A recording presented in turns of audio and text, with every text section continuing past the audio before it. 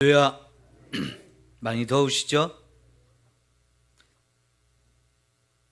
대답들을 좀 잘 하셔요. 더위를 좀 지혜롭게 잘 이기셔야 되겠습니다. 그래서 이제 본격적으로 시작을 했는데 한 2달 좀 넘게 거의 3달 동안 더위가 계속되죠.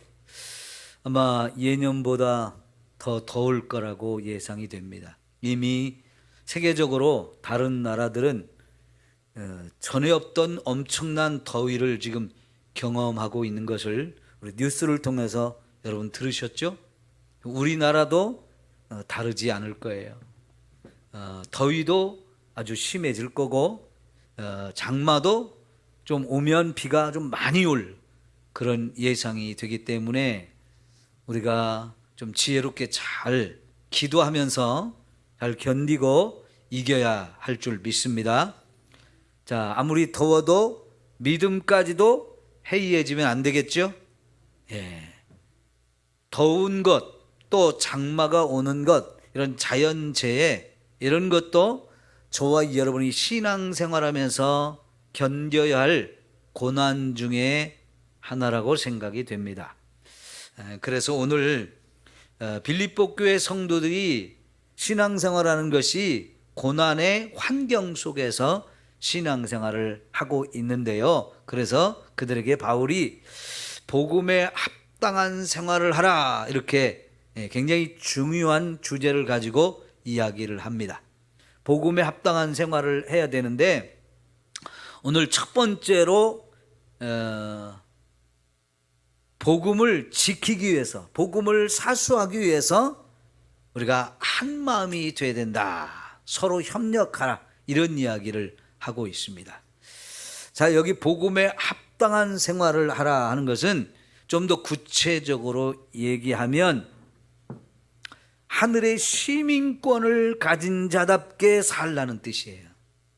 왜 이런 얘기를 했냐면 요 빌립보라고 하는 지역이 로마의 특별한 시민권을 가진 사람들이었어요. 왜냐하면 이 빌립보라고 하는 도시가 로마가 세계를 정복하면서 동쪽으로 자꾸 이렇게 진격을 할 때에 굉장히 중요한 위치에 있었어요. 빌립보라는 도시가 동쪽으로 계속 이제 복음을 정복해 나갈 때 빌립보라고 하는 도시가 전략적으로 매우 중요한 도시였기 때문에 여기에 이제 로마의 군대 생활을 하다가 퇴역하는 사람들을 그쪽에 가서 살게 하면서 그 도시 전체 사람들한테, 거기 사는 사람들한테 로마의 시민권을 부여했어요. 그 당시에 로마의 시민권을 갖는다는 것은 아주 특별한 권세가 있는 엄청난 보장이 되어지는 굉장히 엄청난 특권이었어요. 당시는 로마가 시민권을 가진 사람이 많지 않았고요. 대부분 정복한 나라, 정복한 사람들을 종으로 삼아서 살았기 때문에 시민권을 갖는다는 건 대단한 특권입니다. 사도 바울도 태어날 때부터 로마의 시민권을 가진 사람으로 태어난 걸 여러분 아시죠? 그래서 바울 자신도 이 로마의 시민권을 가진 게 엄청난 특권이라는 것을 많이 알고 있었고 그걸 누릴 수 있었던 사람이에요. 근데 이 빌립보는 그렇게 도시 전체 인구가 로마의 특별한 시민권을 부여받은 동네에 사는 사람들이었는데 그 빌립보 교회 성도들 중에도 로마의 특별한 시민권을 가진 사람들이 많이 있었어요. 근데 그들은 자부심이 있어요. 그런데 여러분, 그들에게 여러분 이 빌립보서 3장 20절을 한번 볼까요? 3장 20절.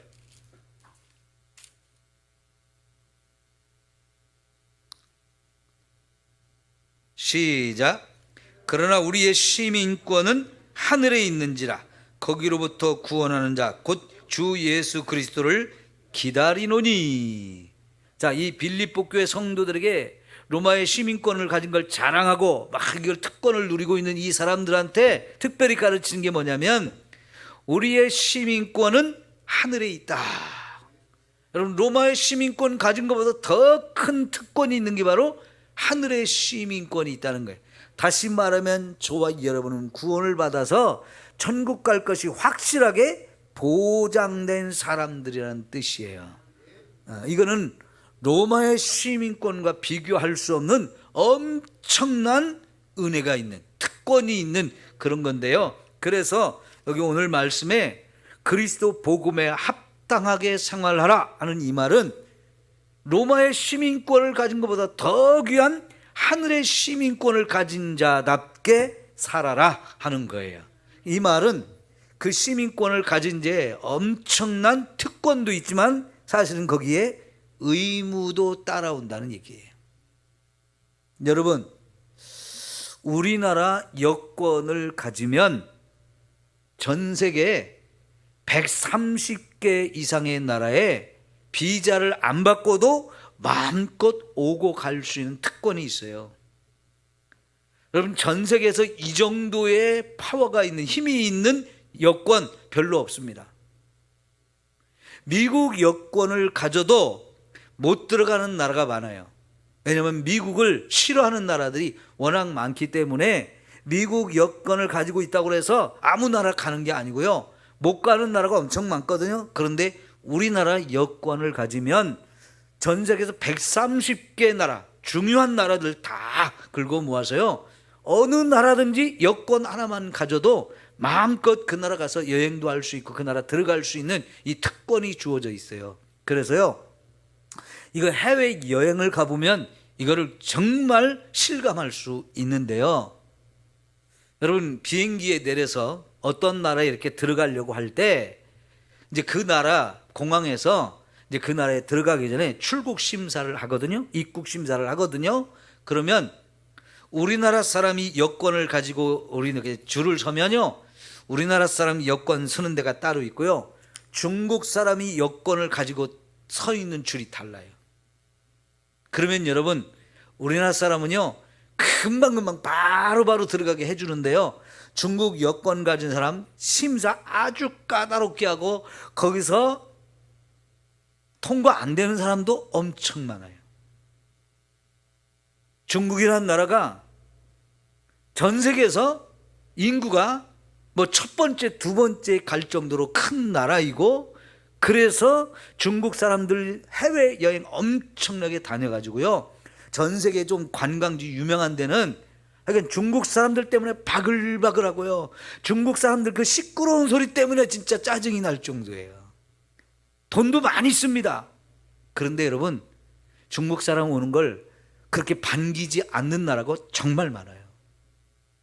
중국이라는 나라가 이제는 전 세계에서 경제권이 2위가 되거든요. 미국 다음으로 돈 많은 나라가 돼서요, 주물럭주물럭 세상을 합니다. 그래서 중국 사람들 큰 손이에요. 그래도요, 들어오지 못하게 하는 나라가 많아요.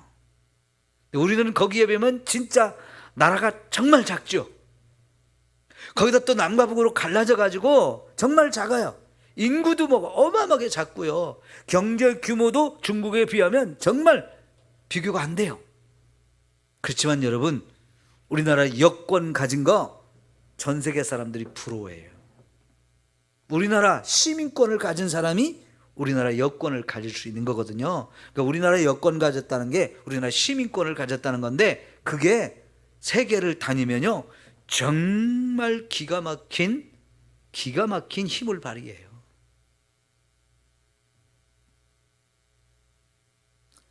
요새 TV 프로그램 중에요, 옛날에 저 어렸을 때 제가 처음 서울에 우리 작은 집에 갔더니 사촌 동생들이 노는 것이 뭐였느냐면요, 그 뭐냐면 이렇게 전 세계 지도를 이렇게 그려놓고요, 주사위를 굴려가지고 이렇게 나라 전 세계 이렇게 나라 여행하고 이런 걸 게임으로 하는 걸 처음 보고 깜짝 놀랐어요. 시골에 살 때는요, 딱지치기 하고 구슬치기 하고 뭐 맨 마당에 나와서 그냥 떼양 뺏어서 한여름에도 그냥 떼양 뺏어서 노는 것만 했는데요, 서울에 와 보니까 방구석에 앉아서 그런 게임을, 세계 여행을 하는 게임을 하더라고요.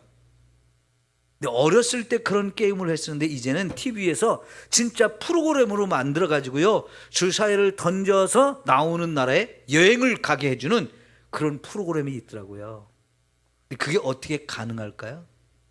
그게 가능하려면요, 우리나라의 여권을 가진 게 힘이 있기 때문에, 내가 지금 미국에 있는데 저 브라질로 가야 되겠다 그러면요, 우리나라 여권 가진 사람 그냥 아무 때나 비행기 바로 예약하고 가면 그냥 오케이, 패스예요, 패스. 거기 있다가 또 저 네팔에 네팔에 간다고 해도요, 바로 비행기 예약하고 가면 돼요. 오지 말라고 막는 나라가 없어요. 왜? 여권이, 우리나라 여권이 그만큼 힘이 있기 때문에 그런 프로그램도 가능한 거예요. 그러니까요, 그때 당시 로마의 시민권을 가졌다는 거는 이거 정말 자랑스러운 거고요, 그걸 어디 가든지 그 특권을 누릴 수가 있었어요. 그런데 지금 사도 바울은 이 빌립보 교회 성도들에게, 여러분, 우리에게는 하늘의 시민권이 있습니다, 이걸 강조해요. 여러분, 저와 여러분이 예수 믿고 구원받아서 천국 간다는 것이 그만큼 큰 축복이고 은혜라는 걸 저와 여러분이 알아야 돼요. 세상이 무너져도, 세상이 망해도 저와 여러분은 하나님이 끝까지 책임지고 천국 가게 하실 사람이라는 뜻이에요. 여러분, 이게 얼마나 엄청난 일이에요. 그죠?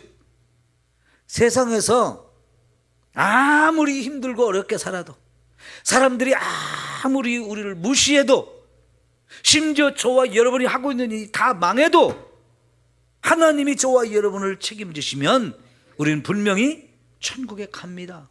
그럼 얼마나 엄청난 은혜요, 축복입니까? 이러한 것을 예수를 믿었기 때문에 저와 여러분에게 하나님이 허락하셨어요. 그렇다면 그렇게 천국 갈 사람으로서 하나님의 백성답게 살라, 이런 얘기를 하는 거예요. 당연하죠? 네? 당연해요.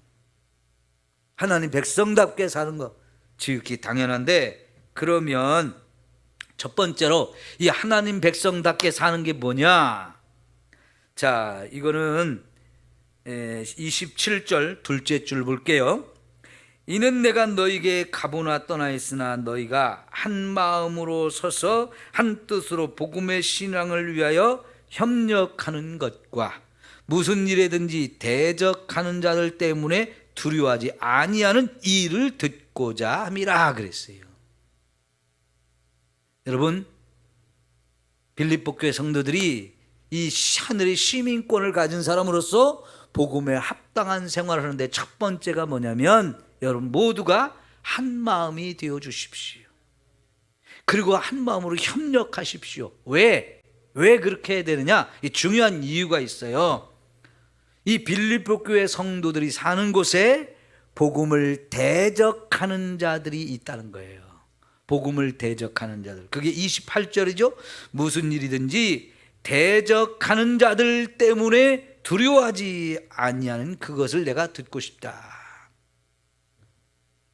빌립보 교회 성도들이 신앙생활하는 그 환경이 쉽지 않다는 얘기예요.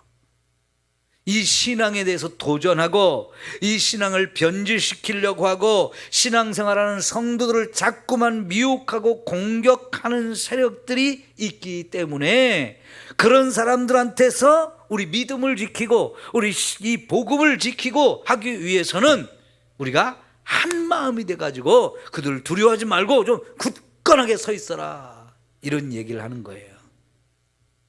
그들이 신앙생활을 하는 이 환경이 결코 쉽지 않아요. 많은 어려움이 있어요. 그래서 그 어려움들을 이기기 위해서 혼자 각자가 알아서 그 이겨라, 그게 아니고요.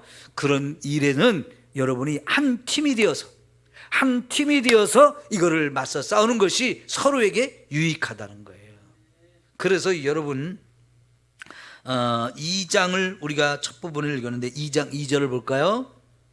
마음을 같이하여 같은 사랑을 가지고 뜻을 합하며 한 마음을 품어라. 그러면서 아무 일이든지 다툼이나 허용으로 하지 말고 오직 겸손한 마음으로 각각 자기보다 남을 낮게 여기고 각각 자기 일을 돌아볼 뿐더러 또한 각각 다른 사람들의 일을 돌아보라 그랬어요. 여러분, 이렇게 우리를 둘러싸고 많은 대적자들이 있는데 거기서 각자 알아서 살아남으려고 이렇게 각계 전투를 하게 되면 그건 보통 어려운 게 아니라는 거예요. 그러니까 서로 마음이 하나가 되라는 거예요.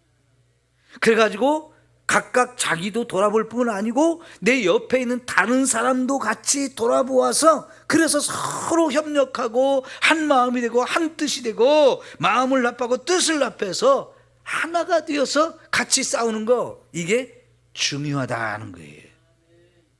여러분, 우리가요 축구 국가대표 대항전 하면 어때요? 관심이 굉장히 많아요. 전 국민이 막 함께 응원을 해줘요. 우리나라 대표하는 이 축구 대표팀이 다른 나라하고 경기할 때, 특별히 한일전이 열리면 이거는 난리 납니다. 절대로 지면 안 된다고 생각하고요.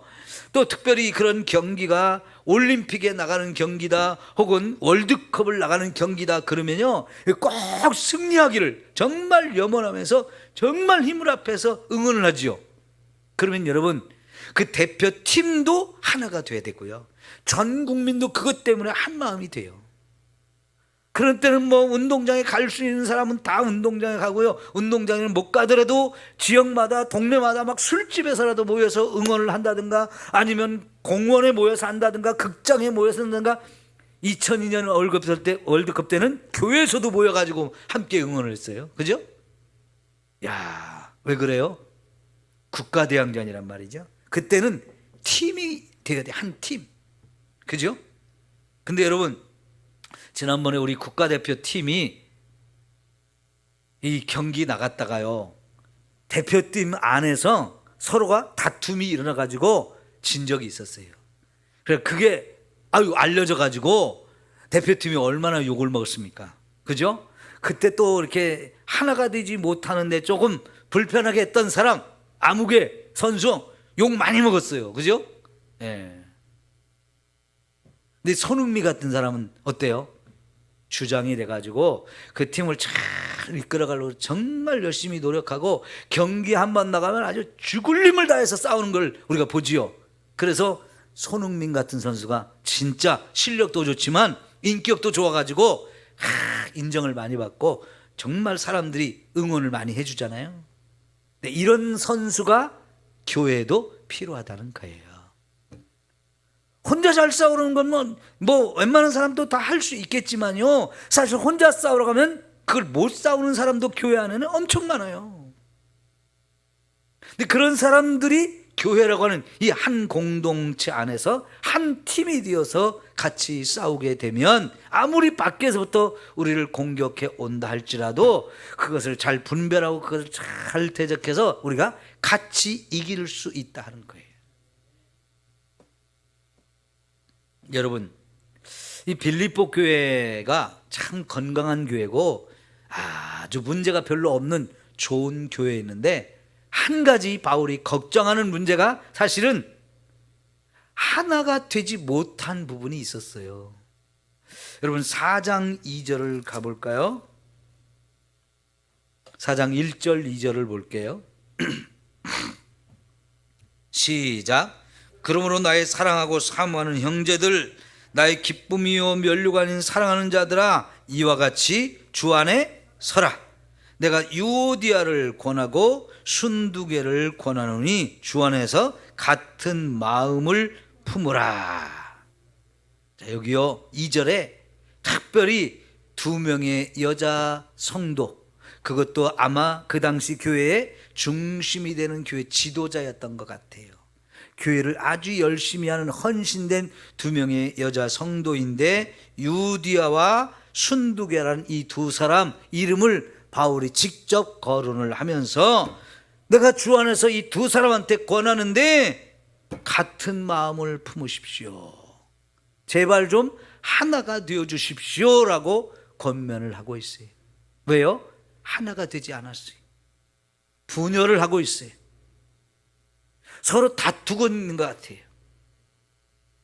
그 두 사람만 이렇게 다투는 게 아니고 사실은 이 두 사람 편에 서서 또 이렇게 패를 이루고 당을 이루고 해가지고 교회가 둘로 나누어져 있는 이런 형편이었던 것 같아요.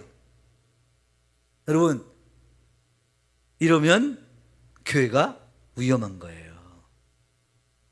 그러면 교회가 해야 될 일을 잘 못하게 되는 거예요.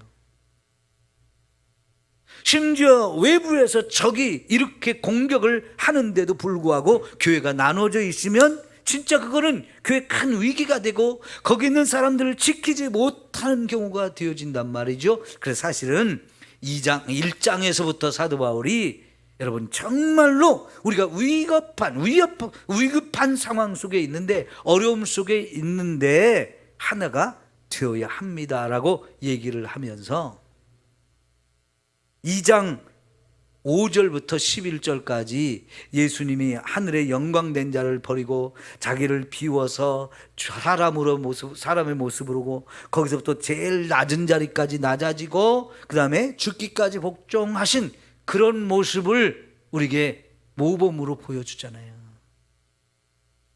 교회 안에 있는 우리는 그런 모습을 본받아서 내가 아무리 잘났다고, 내가 뭐 대단한 일을 한다고 큰소리 치면서 나를 따르라면서 다른 사람 무시하고 하나가 되지 못하는 이런 거 만들면 안 되고요. 그럴수록 더 낮아져야 되고 더 겸손해야 되고 그러면서 하나가 되어야 합니다. 이렇게 강조하고 있는 거예요. 여러분, 저와 여러분도 우리 삼성교회도 언제나 하나가 되어야 합니다. 제가 10년 동안 우리 삼성교회에서 목회하면서 감사한 것이 그거예요. 여러분, 서로 다투지 않고 분열하지 않는 것에 대해서 정말 감사합니다. 물론요, 뭐 가끔은 누구와 누구하고 이렇게 다투는 일도 있었어요. 좀 마음이 하나가 안 되는 일도 종종 있었어요. 그러나 그때뿐, 그리고 다시 수면으로 다 가라앉아지고 교회가 하나가 되어지는 모습을 보여주신 거 저는 너무 감사해요. 왜냐하면요, 제가 과거에 전도사 시절에 보면 장로님들이 둘로 나누어져 가지고 목사님도 힘들고 교회가 해야 될 일을 제대로 하지 못하는 경우를 2번이나 봤어요. 제가 부여에 있을 때하고 예산에 있을 때, 부여에 있을 때 교회는 한 250명 되는 교회, 역사는 지금 한 100년이 넘은 교회. 그런데 장로님들이 약간 분열이 있어 가지고요, 목사님이 교회를 제대로 못 해나가는 경우를 종종 봤어요. 그 목사님이 떠나가고 새로운 목사님을 모시려고 할 때 역시 그 장로님들이 하나가 안 된 부분이 그냥 노출이 되면서 진짜 새로운 목사님을 모셔야 되는 과정 속에서 분열해가지고 큰 싸움이 일어날 뻔했는데, 제가 미리 그걸 알고 팍 장로님 끌어안고 말려가지고 그거를 잠잠하게 만든 경험이 있거든요. 그때 제가 그걸 몰랐고 그걸 말리지 못했으면 교회가 엄청 시끄러울 뻔했어요. 제가 또 예산에 있는 교회, 거기는 한 500명이 넘는 교회였는데요, 거기도 장로님들이 둘로 나눠진 거예요. 근데 거기는 부여 있는 것보다 더 심각하게 나눠져 가지고요, 교회를 뭔가를 결정하고 해나가기 너무너무 힘들었어요. 이 교회가 얼마나 손해나는 거예요. 교회의 중요한 일들을 결정하고 그걸 적극적으로 추진해 나가야 할 장로님들이 둘로 나눠지니까요, 이쪽에서 찬성하면 이쪽에서 반대하고, 이쪽에서 찬성하면 이쪽에서 반대하고, 반대를 위한 반대를 하는 일이 너무 많아가지고요, 교회 일을 제대로 못하는 거예요. 그럼 그 얼마나 안타까운 일이에요. 한 600명 정도 되면요, 한 예산이라는 도시가 그렇게 큰 도시가 아니거든요. 군산보다 작아요. 근데 그런 군산보다 작은 도시에서 600명 모이는 교회면 굉장히 큰 교회잖아요. 그러면 지역적으로 엄청난 영향력을 미칠 수 있는 교회인데, 이런 교회가요, 장로님들이 하나가 안 되면 지역사회에 큰 일을 못하는 거예요. 하나님의 영광을 가리게 되잖아요. 참 너무 안타까웠어요. 그런데 제가 인천에서도 한 500명 넘는 교회에 있었는데, 거기서는요, 장로님들이 딱 하나가 됐어요. 목사님하고 언제나 마음이 잘 맞아요. 그래가지고 제가 그때 거기를 갈 때가 IMF가 터지면서 거기를 갔는데요, IMF 되기 전에 교회를 건축을 시작을 했는데 IMF가 터져가지고 그 교회가 건축이 중단됐어요. 건축을 담당하는 회사가 부도가 나가지고 정말 큰 위기가 왔는데요, 교회가 목사님과 장로님이 하나가 되고 당회가 하나가 되니까 성도들도 당회를 믿고 열심히 한 마음이 돼서 그 위기를 극복하는데요, 근데 안타깝게도 새로운 회사에 맡겼는데 새로운 회사가 또 부도가 났어요. 그러니까 여러분, 교회 건축하면서 건축을 맡은 이 건설회사가 부도가 나면 정말 어렵거든요. 그것도 2번이나. 그런데 여전히 교회가 하나가 되니까요, 그걸 극복해 나가는데, 그래서 그 다음에는 그럼 우리가 직영합시다, 직접 우리가 건축을 합시다 해가지고 그 건축 현장에 파견되어졌던 그 소장이 굉장히 좀 괜찮은 사람에서 그 사람을 잡아가지고 우리 함께 합시다, 그래가지고 직영을 해서 건축을 했는데요, 아주 큰 교회를 건축했거든요. IMF가 한참 진행되는 중이었기 때문에 직장을 잃은 성도들도 많았고요, 직장 다니는 사람들도 위태위태했어요. 그때 특별히요, 인천 지역은 우리가 뭐 대우자동차가 여기서 나가고 현대조선소 나가고 해서 우리가 굉장히 군산이 경제적인 어려움 겪은 거하고는 비교가 안 될 정도로 더 어려웠어요. 왜냐하면 그때 동화은행이라고 하는 것이 인천에 있었는데 그게 부도가 났고요, 경기은행도 부도가 났고요. 인천을 지역으로 하고 있는 은행들이었거든요. 그 은행이 2개나 그냥 부도가 나버리고, 그때 대우자동차, 부평에 있는 대우자동차도 위태위태했어요. 그리고 인천에는 많은 기업들이 무너졌어요. 그러니까 거기 지역에 사는 우리 성도들이 얼마나 직장을 많이 잃고 경제적으로 어려웠겠습니까마는 엄청난 교회 건축을 해나가는데 다들 교회 공사가 어려울 판인데 그래도 하나가 되니까요, 그 어려운 공사를 하게 되더라고요. 그러니까 여러분, 교회가 하나가 되는 것은 위기 상황에 있을 때 더 큰 힘이 되어져요. 더 중요한 요소가 되어져요. 여러분, 우리 삼성교회가 코로나 위기를 겪으면서도 쉽게 흔들리지 아니하고 여기까지 올 수 있었던 것은 삼성교회가 하나가 되었기 때문인지, 우리 장로님들에게도 감사드리고 우리 성도님들에게도 감사를 드려요. 하나가 됐기 때문에 그 위기를 흔들리지 않고 잘 극복할 수 있었어요. 여러분, 교회라고 하는 것은 언제 우리에게 어떤 위험과 어려움이 올지 예측할 수 없거든요. 여러분, 교회는 필연적으로 고난이 따라올 수 있어요. 그것이 개인적으로도 그렇고 교회 전체적으로도 그렇고 여러 가지 고난이 우리에게 닥쳐올 수 있는데, 그거를 한 마음이 되면 여러분, 그걸 우리가 지혜롭게 슬기롭게 잘 극복할 수 있는 거예요. 그러니까 하나가 된다는 것은 너무너무 중요해요. 그래서 여러분, 앞으로도 우리 삼성교회가 어떤 일을 만나도 분열하지 아니하고 하나가 되는 교회가 되기를 소망합니다. 이것을 위해서 기도해야 돼요. 기도한 만큼 하나님이 우리 교회를 그렇게 하나된 교회로 축복하실 줄 믿습니다.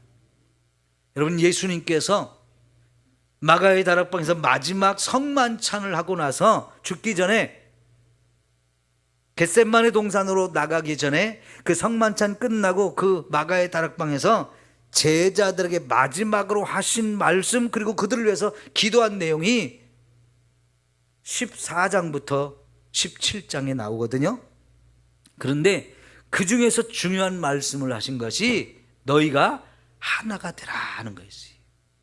그리고 너희가 사랑하라 하는 거였어요. 이 하나가 되고 사랑하는 것, 예수님이 떠나고 난 다음에 제자들이 하나가 되지 않으면 이거는 절대로 교회가 세워질 수가 없어요. 생각해 보십시오. 야 베드로, 너 큰 소리 빵빵 치더니 너 예수님 모른다고 3번이나 부인했다면서?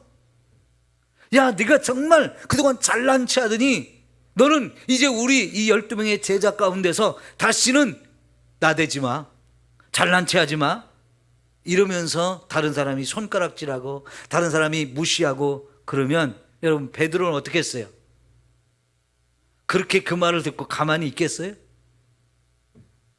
그래, 나 정말 예수님 모른다고 3번이나 부인하고 도망가고 나만 살겠다고 숨어 있었던 놈이야. 그런데 뭐 너희들은 잘했냐? 베드로도 할 말 있잖아요. 예수님이 나 용서해 주셨어. 얼마든지 할 말 있거든요. 그렇게 싸우면 이거 완전히요 갈갈이 찢겨질 수밖에 없는 거고요. 아무리 예수님께서 부활하셨고 아무리 그들을 위해서 사명을 주시면서 땅끝까지 가라고 했어도요 그 못하는 거예요. 그러죠? 예수님께서는요 미리 그런 상황을 아시고 미리 말씀하시고 죽기 전에 마지막 제자들과 함께 저녁 만찬을 하던 그 자리에서 너희는 하나가 되어야 된다. 그리고 너희는 사랑해야 된다. 이걸 강조하셨어요. 나중에 제자들이 깨달은 거예요. 아, 예수님이 그때 그래서 하나가 되라고 하셨고 그때서 하나 사랑하는 게 이렇게 중요한 것이라는 걸 그때 미리 말씀해 주셨구나. 그리고 깨달아서 그들 다투지 않았어요. 그리고 정말 목숨을 걸고 복음을 전하고 그 복음을 지키기 위해서 하나가 되는 일에 열심을 다했던 걸 우리가 보잖아요. 여러분, 그래서 교회는 언제든지 하나가 되는 게 너무너무 중요해요. 여러분, 제가 당회를 하면서 우리 장로님들하고 별로 다툴 일이 없거든요. 왜 그런지 아세요? 장로님들이 저한테 양보를 많이 해주시고 저도 장로님들한테 양보할 것은 양보하기 때문에 그런 거예요. 내가 생각이 옳다고 자꾸 내 생각만 내세우고 자꾸 장로님들이 무조건 나를 따라오시오 이러면은 장로님들이 따라오는 게 쉽지 않아요. 때로는 제가 얘기하는 것이 장로님들이 생각할 때 뭔가 좀 문제도 있고 맞지 않는 것이 있을 수 있는데도 참 감사하게도 우리 장로님들이요, 목사님 뜻이 그렇다면 한번 해보시지요 이러면서 동의를 해 주셔요.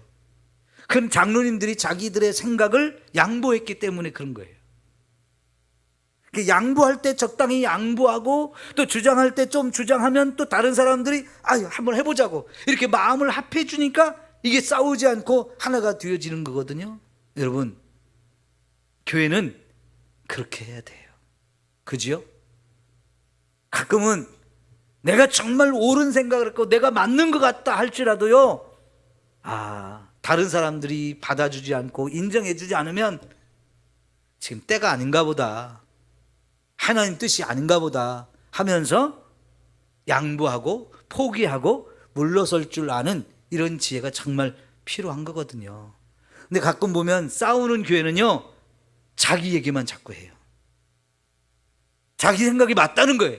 물론 맞아도 그렇게 막 싸우자고 덤비고 끝까지 그걸 해야 된다고 우기면요 다른 사람들이 너나 잘해, 네 혼자 알아서 해, 그러면서 한 마음이 안 돼요. 그죠? 그럼 정말 그거 어려운 거거든요. 내가 생각이 맞아도, 내 생각이 옳은 것 같아도 다른 사람 얘기도 들어볼 줄 알아야 되고요. 그리고 다른 사람의 마음을 얻어야 되는 건데 마음은 얻지 못하고 무조건 옳다고만 우겨대고 이렇게 주장하면 그건 하나가 되지 못하고 서로 분열이 되기 쉬워요. 여러분, 일을 같이 해보면 저 사람 왜 저렇게 일하지? 하면서 마음에 안 들 때 많죠. 네? 일을 해보면 그 사람이 어떤 사람인지 알게 돼요. 저 사람 같이 일하기 참 힘든데 이럴 때가 있어요. 그죠? 근데 여러분 어떻게 해요? 하나님을 위해서는, 그죠? 교회를 위해서는 서로 좀 스타일이 달라도 나하고는 안 맞는 그런 사람일지라도 같이 해야 되는 게 필요한 거죠. 그 사람 없으면 어때요? 나 혼자 하려면 그만큼 힘든데, 그죠? 나를 죽이고 내 스타일을 좀 꺾고 그러면서 저 사람도 인정해주고 저 사람도 필요해 하면서 하나가 되어질 때 정말 이게 아름다운 모습으로 하나님 기뻐하시는 일을 할 수 있어요.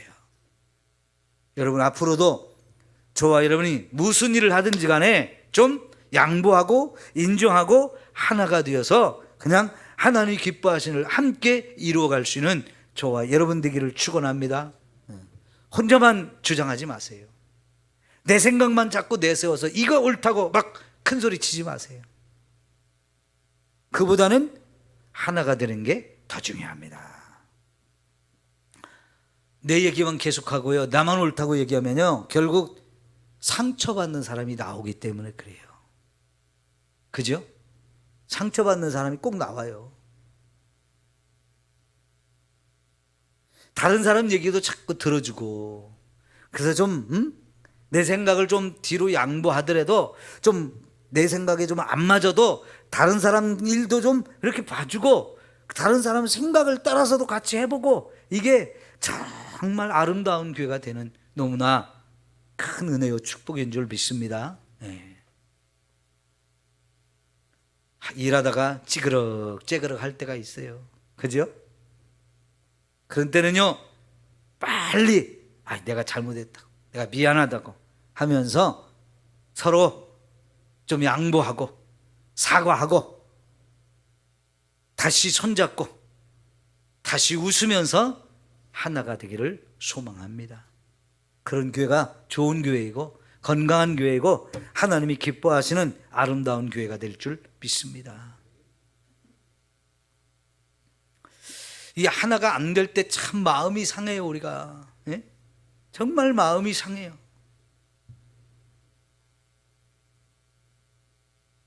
한 사람이 됐든 두 사람이 됐든 세 사람이 됐든 열이든 백이든 하나가 되는 게 너무너무 중요합니다.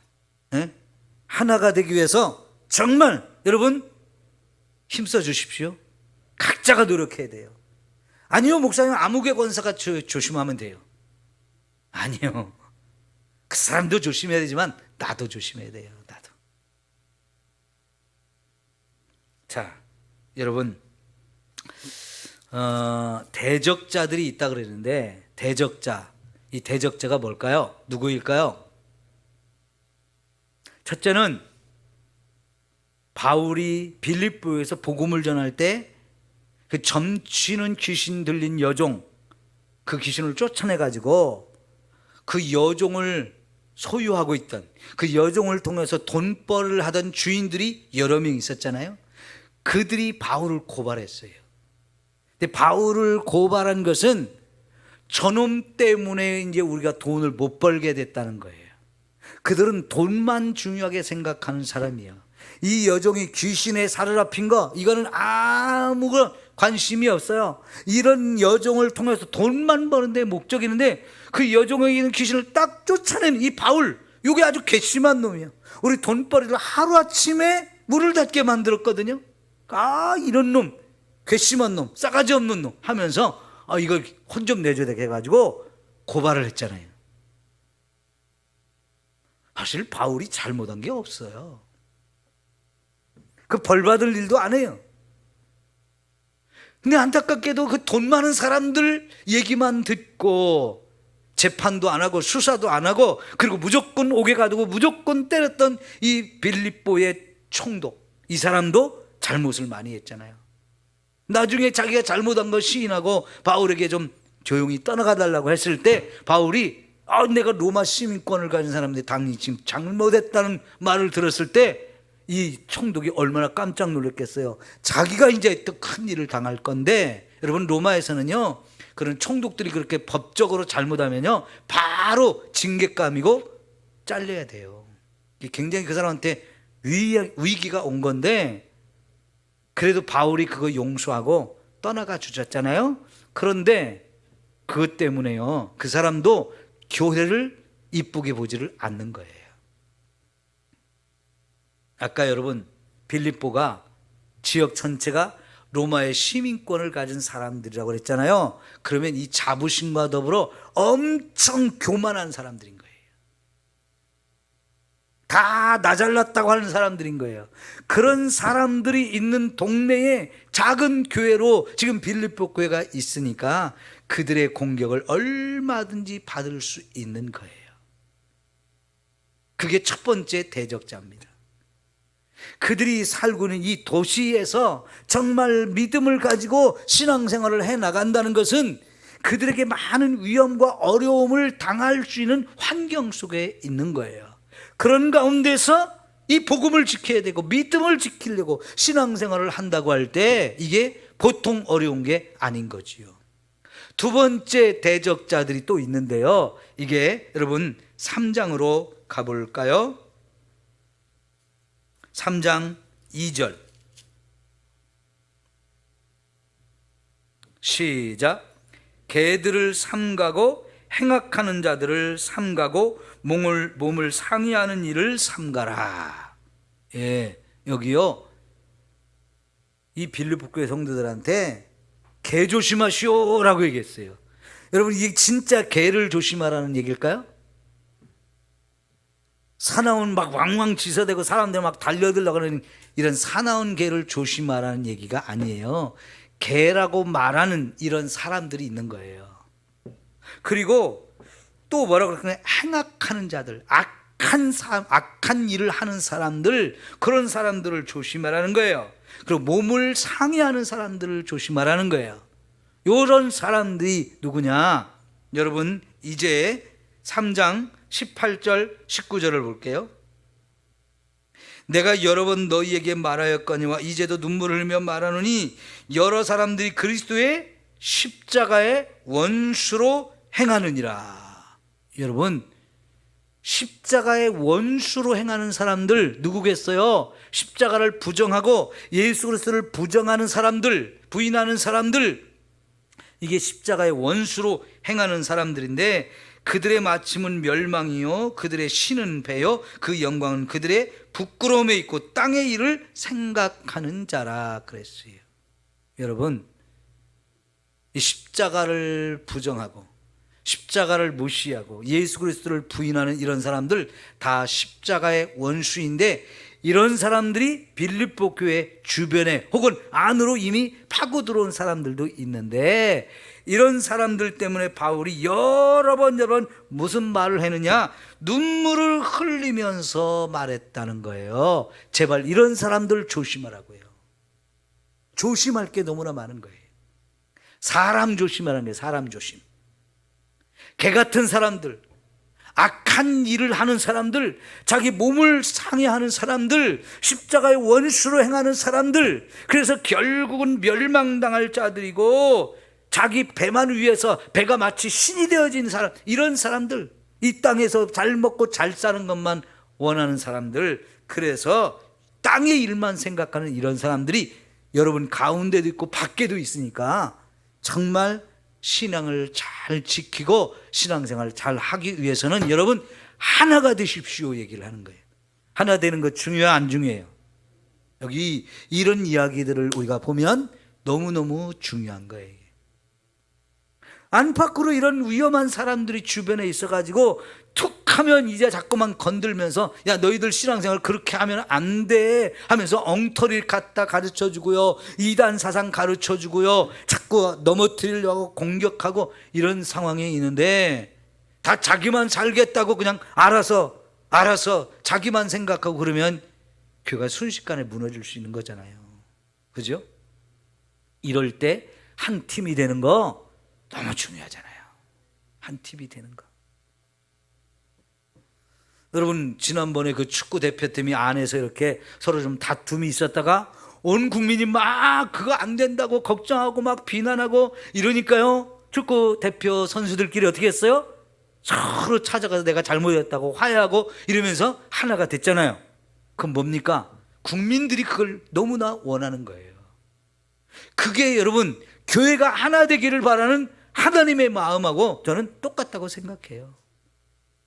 교회가 하나가 되지 못한 모습을 볼 때 하나님이 얼마나 안타까워하겠어요. 야, 제발 너희 집 하나가 되라. 그러면 안 돼 하면서 하나님이 얼마나 응원을 하겠어요. 그게 지금 바울이 빌립보 교회를 위해서 권면하고는 너무나 중요한 이야기인 거지요. 여러분, 다시 1장 29절로 볼게요. 그리스도를 위하여 너에게 은혜를 주신 것은 다만 그를 믿을 뿐 아니라 또한 그를 위하여 고난도 받게 하려 하심이라. 너에게도 그와 같은 싸움이 있으니 너희가 내 안에서 본 바요 이제도 내 안에서 듣는 바니라. 여러분, 그래서 사도 바울은 말하기를 우리가 신앙생활하는데 고난이 따라온다. 우리가 믿음만 받은 게 아니고 고난도 함께 받아서 이 믿음을 갖고 사는 길에는 반드시 고난도 따라온다는 거예요. 왜? 이렇게 어려운 상황 속에서 우리가 신앙생활하면서 하나가 돼가지고 이걸 견디고 이걸 이기고 우리가 정말 끝까지 믿음을 지키고 가는데 고난이 없겠느냐는 거예요. 고난이 온다는 거예요.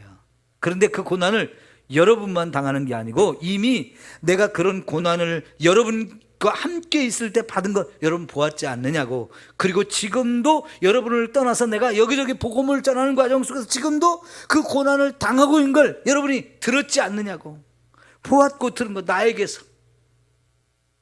그런 싸움을 지금 여러분이 나와 똑같은 싸움을 여러분이 하고 있다. 고난을 받으면서 그 싸움을 하고 있다. 여러분, 신앙생활하는 것은 결코 쉽지 않아요. 이 신앙생활의 고난은 필수예요, 필수. 지금은 여러분, 우리가 신앙생활하는데 이런 어려움이 그렇게 있나요, 없나요? 지금은요, 감사하게도 그런 고난이 우리 주변에 없어요. 외부적으로 우리를 막 이렇게 하는 일들이 별로 없어요. 그러나 사실은 이렇게 더 찾아보면 사실 우리가 지금 신앙생활하는 과정 속에도 어려운 일들은 많이 있어요. 근데 옛날 6.25 때나 일제시대와 같은 그런 어려움하고는 비교가 안 되죠. 그때에 비하면 뭐 정말 우리 신앙생활 너무 편하게 하는 거잖아요. 지금 이 바울이 빌립보 교회 편지를 쓸 때 바울이 처한 상황, 빌립보 교회 성도들이 신앙생활하는 상황, 또 그 주변에 있는 다른 교회들, 다른 사도들, 초대교회 거의 모든 성도들이 지금 우리는 상상할 수 없을 정도의 엄청난 고난을 겪으면서 신앙생활을 했어요. 여러분, 지금도 저 북한과 중국이나 베트남이나 이런 데에서는요, 공산국가에서는요, 다 신앙생활하는 게 지금 엄청난 고난 속에 신앙생활을 해요. 중국에 그렇게 많은 선교사들이 들어가서 엄청나게 복음을 전했는데요, 중국에 들어간 선교사들이 다 추방돼서 나왔어요. 그럼 선교사들이 추방된 상황에서 중국에 있는 교회와 성도들은 어떨 것 같습니까? 지금 엄청나게 힘든 상황 속에 신앙생활을 합니다. 많은 교회를 없애버렸어요. 십자가를 다 떼버리고 교회를 불태워버렸어요. 수많은 성도들을 옥에 가두고 있어요. 지금도 여전히 신앙생활을 제대로 하려고 하는 사람들은 다 숨어서 소수로 나누어져서 몰래 신앙생활을 합니다. 공산당의 말을 안 들으면 언제든지 잡아가고요, 언제든지 고난을 주는 그런 상황 속에서, 그러나 중국교회 많은 성도들이 고난을 견디면서 신앙생활을 합니다. 베트남은 복음이 증거되는 게 참 어려운 나라입니다. 공산국가이기 때문에 그걸 반대하니까, 허락하지 않으니까 몰래 해야 할 수밖에 없어요. 세계적으로 이슬람권은 얼마나 복음을 전하는 게 어렵습니까? 목숨을 걸고 가야 됩니다. 지금은요, 자유로운 그런 나라도 이 자유가 잘못돼서 마약이 창궐하고 내전이 또 심각하고 가난과 질병이 심각하고 이런 나라들이 전 세계에 엄청 많은데요, 그런 나라에도 선교사들은 막 목숨을 걸고 가서 복음을 전하고요, 거기서 신앙생활하는 사람들은 경제적인 어려움, 정치의 불안정, 막 너무 폭력, 마약 이런 것에 막 너무나 주변 환경이 좋지 않아요. 그런 데서 신앙생활하는 게 너무 힘들지요. 여러분, 우리가 편한 게, 고난이 없는 게 좋은 것은 아니에요.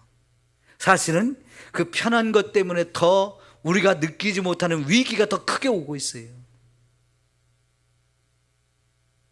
기도를 안 하잖아요. 전도를 안 하잖아요. 말씀의 순종을 안 하잖아요. 예배의 중요성을 자꾸 잃어버리잖아요.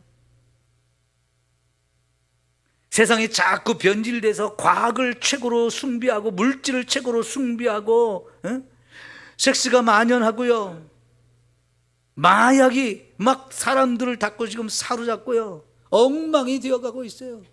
엉망이. 우리 권사님이 이제 연세 드신 게 많이 힘든가 봐요. 일 많이 하셨어요? 더위 속에 그러시면 안 돼. 자, 여러분, 제가 설교를 너무 길게 해서 그런가 봐요. 끝낼게요. 여러분, 우리 신앙생활하는 거 쉽게 생각하지 말고 그 어떤 어려움이든지 극복해야 됩니다. 이겨야 됩니다. 그러기 위해서 하나가 되는 거 너무 중요해요. 우리 장권사님이 그래도 우리 김권사님 뒤에 가서 이렇게 또 이렇게 잡아주시는 모습이 너무 아름답잖아요. 예? 왜요? 같이 말씀 듣고 같이 기도하자는 거지. 서로 돌아보는 거예요. 이게 하나가 되는 아름다운 모습이에요. 장권사님이 저런 일을 쉽게 하시는 분은 아닌 것 같은데 저보고 빨리 설교 끝내라고 그러신 것 같아요. 자, 우리 기도합시다.